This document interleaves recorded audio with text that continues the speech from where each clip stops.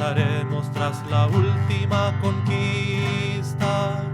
Enorgullécete, traemos tu... Buenos días, hoy día vamos a hablar sobre un día muy especial para todos nosotros en realidad, y desde un lugar al que peregrinamos, que es la casa de Manuel Montt, y vamos a hablar del 31 de mayo, de ese día y del contexto en el que nos estamos como situando. Le vamos a preguntar a la hermana Margarita cuánto conoció ella esta casa y qué relación tiene con esta casa. Para mí, en primer lugar, fue un milagro que esta casa, el año 78, la donaron. El dueño la regaló a las hermanas. Y nosotros, justamente ese año, con toda la juventud, con toda la familia, estábamos haciendo un año del Padre, porque hacían 10 años que había muerto el Padre. Y dijimos, hagamos un año entero del Padre. Y lo único que querían las hermanas era comprar esta casa porque todas las vivencias más profundas las habían tenido acá. Y el 18 de octubre, la hermana que está a cargo de la economía, de todo, recibe un llamado de la notaría, del dueño de la casa, diciendo que fuera a la notaría porque él quería donar la casa. Y justo... Nada menos que donarla. Donarla, y un 18 de octubre, ¿qué sabía él de 18 de octubre? Elegir justo ese día, y que justo era el año del Padre. Entonces, y ahí fue algo impresionante porque como empezaron, la hermana Gundy había guardado todas las cosas, había guardado la cama del Padre, cuando subamos ahí al dormitorio había el escritorio del Padre, todo lo de la capilla está todo exactamente igual, los bancos, las ventanas, todo, el tabernáculo, todo estaba guardado.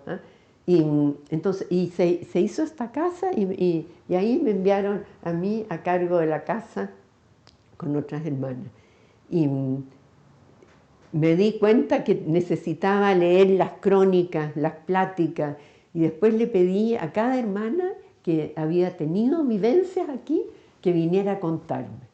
Entonces vino ahí y la hermana Marley, le dije, por favor, venga, estaba muy mal. Vino a tomar té acá, me contó que ella fue la que encontró la imagen de la Mater que está en la capilla, en la casa de un anticuario, me contó toda la historia. Y después, como a los 4 o 5 días, ya murió. Entonces, a mí me impactó tan profundamente porque justo eran como señales que el Padre, que Dios quería que conociéramos esta historia sagrada. También la que me contó cosas maravillosas fue la hermana Isberga, que hay algunas voy a contar. Ahora... ¿Cuándo se dieron cuenta ustedes que el Padre estaba escribiendo algo muy importante? El Padre empezó a escribir cuando se dio cuenta que el obispo no había comprendido. Sí. Entonces hay cartas así del Padre con el obispo Stein, y ahí se da cuenta que él tiene que escribir, y escribir para sus hijos, dice, y para las generaciones venideras. Claro, él se da cuenta, pero ¿usted se dio cuenta inmediatamente que estaba en algo difícil o con los días? Es que empezó en Argentina, empezó a dictarle a la hermana Úrsula en Argentina, no acá. Y cuando llega acá, la hermana Úrsula quiere poner en el escrito que era Argentina, y el Padre le dice no, ponga Santiago de Chile, y porque era acá en el cenáculo. O sea, ahí el Padre ya, en la primera, por lo que tú me preguntas, te fijas, arriba, cuando tú pones Santiago de Chile, tanto, y justamente dice, porque aquí hay santuario y porque aquí es el cenáculo. Y el Padre, justamente, él sabía que era el Espíritu Santo el que le estaba, por eso lo dice ahí, que es el Espíritu Santo que le dice lo que tiene que escribir. Y ahí, en la capilla, las hermanas empiezan día y noche a implorar al Espíritu Santo para el Padre. Por eso que el Padre después dice un trabajo que hemos hecho en común, porque dice, mientras las hermanas rezaban, yo escribía, él dictaba en su pieza. Y también después aquí en el comedor, en otra, el año 48, por ejemplo, siempre se conversaba horas de horas. Y en cambio el 49, que es cuando está escribiendo, dictando el 31 de mayo, en la carta, es aquí en este lugar que conversaban y se leía todo lo que el padre había dictado. Y las hermanas opinaban y le decían, padre, tenían miedo las hermanas. Decían, es muy duro, los obispos no van a comprender. Entonces ahí el padre justamente dice, Dios me lo pide, es el Espíritu Santo, es Dios que quiere que esto sea un regalo para la iglesia. Incluso dice un testamento y un regalo para... se los leo si quieren con las mismas palabras.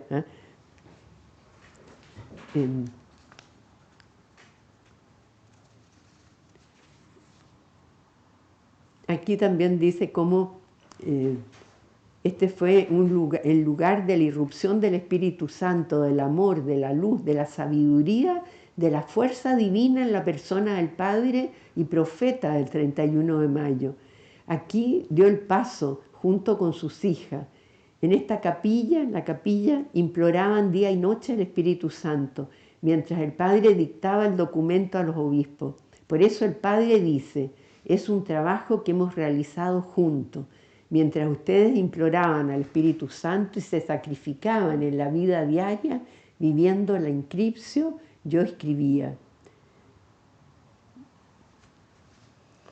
Ellas preveían que podría haber como un resultado negativo en cuanto a la reacción que iban a tener los obispos alemanes y el obispo de Treveris, ¿Sí? que era el que le estaba escribiendo. Y eso no lo traje acá, pero fue el día de la coronación. Yo ahí me di cuenta que las hermanas, porque parecía como que las hermanas no sabían, solo rezaban, pero ahí en la oración que rezan de coronación, las hermanas dicen que están reparando por el desprecio que ha recibido el Padre.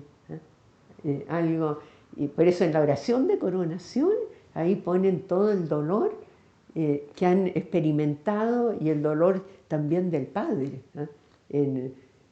porque no comprendían. A mí me impresiona, estando el 31 de mayo, esta situación en que el padre está trabajando y la hermana rezando. O sea, hay una comunidad de destino, hay una comunidad de amor, de misión, ¿ya? Y eso es el 31 de mayo. O sea, Claro. en ese documento, tal como se desarrolló, se preparó y se dictó, digamos, a través del padre, está muy claramente cómo Dios hablaba a través de alguien, pero también con la entrega, con la convicción, con el creer de que Dios está hablando. Así es. No solamente para el padre, sino que también para la hermana. Eso, si quieres, les digo de acá, eso que el Padre nos dice.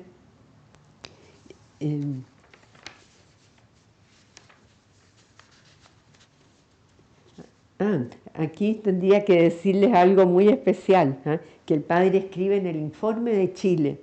Dice, en Chile las vivencias de filialidad, a diferencia de otras provincias, no se limitaron al plano individual y personal, sino que fueron marcadamente comunitarias. Entonces, cuando yo le pregunté a la hermana Isbérica que qué significaban esas palabras, entonces me respondió, le dijimos al Padre que queríamos renunciar a las horas personales y no separarnos de Él. Ellas habían vivido una soledad muy grande por la guerra, no recibían cartas por la situación.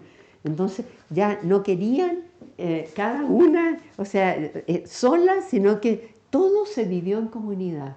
Entonces tan lindo eso, la filialidad se mostró en comunidad. Y dice, el Padre nos mostró la luz de cada hermana, los dones que Dios le había regalado a cada una. Y así la sombra, los defectos de ella ya no tenían ninguna importancia. Cuando el Padre se fue nos veíamos de otra manera, pues la luz era mucho más fuerte.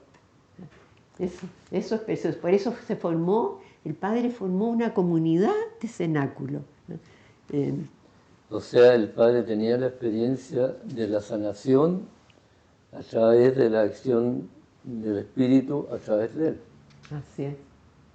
Por eso también, eso que, claro, como eso, que les ¿no? puse de la hermana Isberga, cuando el padre le dice, la hija ama tan naturalmente, tan humanamente, como si no existiera el mundo sobrenatural, y tan sobrenaturalmente como si no existiera el mundo natural. Y dice, así ama el Padre.